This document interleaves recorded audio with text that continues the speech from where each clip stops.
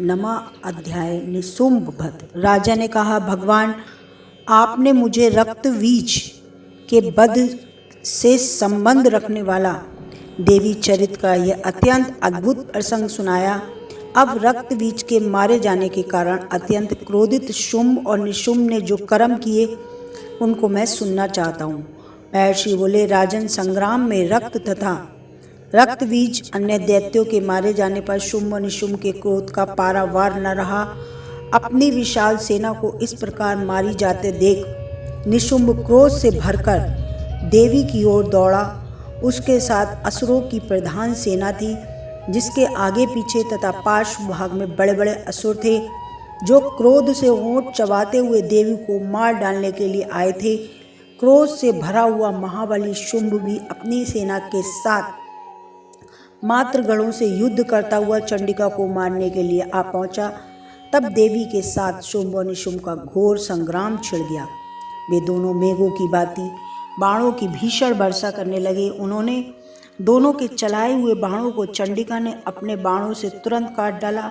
शस्त्रों की वर्षा कर उन दैत्यपतियों को के अंगों में भी चोट पहुंचाई। निशुम्भ ने तीक्ष्ण तलवार और चमकती हुई ढाल लेकर देवी की श्रेष्ठ सवारी सिंह के माथे पर प्रहार किया। अपने वाहन को चोट पहुंचते ही देवी ने छुरप नामक बाण से निशुम्भ की वह श्रेष्ठ तलवार तुरंत ही काट डाली।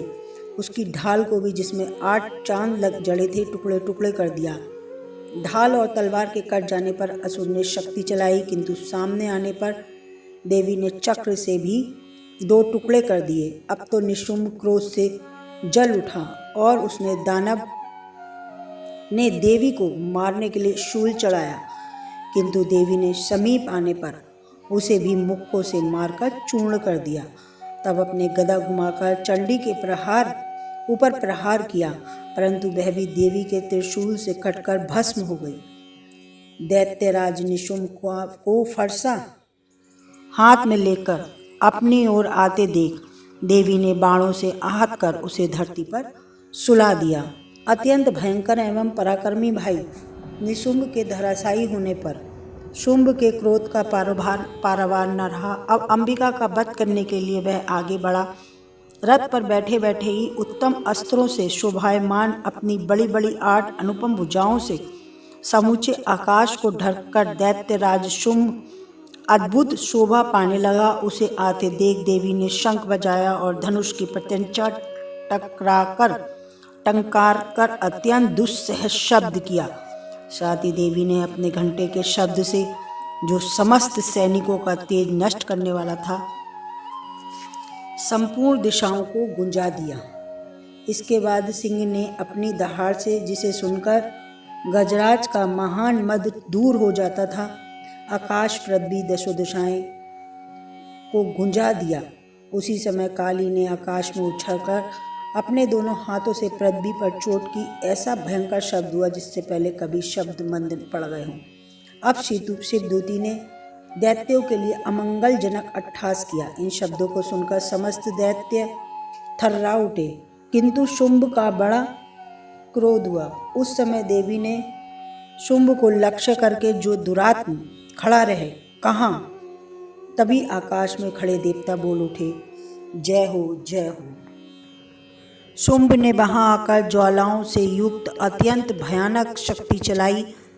अग्निमय पर्वत के समान आती हुई उस देवी ने बड़ी भारी उल्का से उसे दूर कर हटा दिया। उस समय शुंभ की गर्जना तीनों लोकों में गूंज उठे। सब उनकी प्रतिध्वनि से वज्रपात के समान भयानक शब्द हुआ, जिसने सब शब्दों को जीत लिया। शुंभ के चलाए हुए बाणों को देवी ने और देवी के चलाए हुए बाणों को शुंभ ने अपने भयंकर बाणों द्वारा सैकड़ों और हजारों खंड कर दिए। तब क्रोध से भरी हुई चंडिका ने दैत्यराज शुंभ पर शूल से प्रहार किया, जिससे मूर्छित होकर पृथ्वी पर गिर गया। इतने में मृतक सदस्य निशुम्भ को चेतना हुई और उसने धनुष हाथ में लेकर देवी काली और सिंह को घायल कर दिया। फिर दैत्यराज ने 10,000 बाहें बनाकर चक्रों के प्रहार से चंडिका को आच्छादित कर दिया। तब दुर्गम और दुर्गति का नाश करने वाली भगवती दुर्गा ने कुपित होकर अपने बाणों से उन चक्र तथा बाणों को काट गिराया। तब निशुंभ गदा हाथ में लेकर बड़े वेग से दौड़ा। उसके आते ही चंडी ने तीक्ष्ण धार वाली तलवार से उसकी गर्दन को तुरंत ही काट दिया। तब उसने शूल हाथ में लिया। देवताओं की पीड़ा देने वाले निशुंभ को शूल हाथ में लिए आते देख चंडिका ने बड़े वेग से चलाए हुए अपने शूल द्वारा उसकी छाती छेद डाली। शूल से विदीर्ण हो जाने पर उसकी छाती से एक दूसरा महाबली दैत्य खड़ी रह कहता हुआ निकला।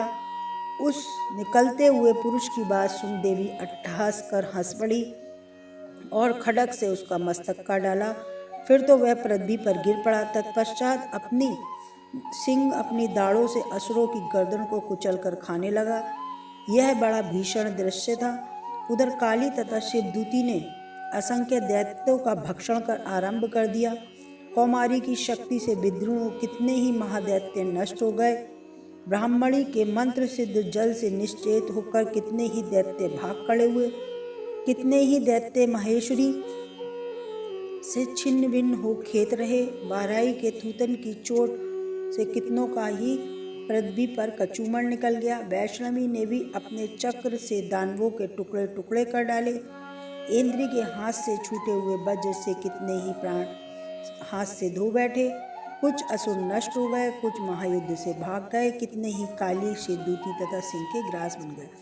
इति निशुंभ वध नामक नवा अध्याय समाप्तम। अगर वीडियो अच्छी लगे तो लाइक सब्सक्राइब जरूर कर दें।